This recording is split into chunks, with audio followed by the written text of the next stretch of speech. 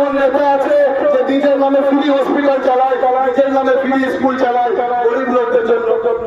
আছে আপনাদের এখানে দেখেছে? পশ্চিমবাংলার কোন নেতা আছে?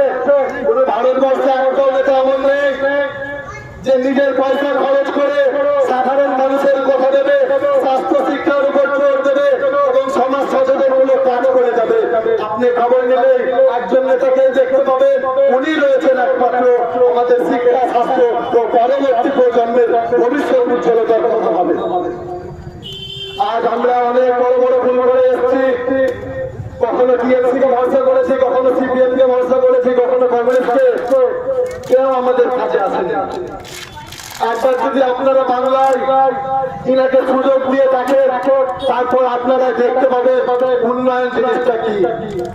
আমরা সকলেই যেখানে মোথাবাড়ি বাসিন্দা গুলো একদম নেতৃত্ব দিচ্ছে এবং আমাদের সকলে, আপনারা আমাদের সকলকে চিনেন।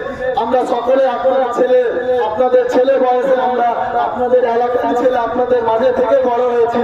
আপনারা আমাদের হাতকে যদি শক্ত করে, তাহলে একদিন আমরা আমাদের পরবর্তী প্রজন্ম নিয়ে কিছু ভাবার সুযোগ পাবো।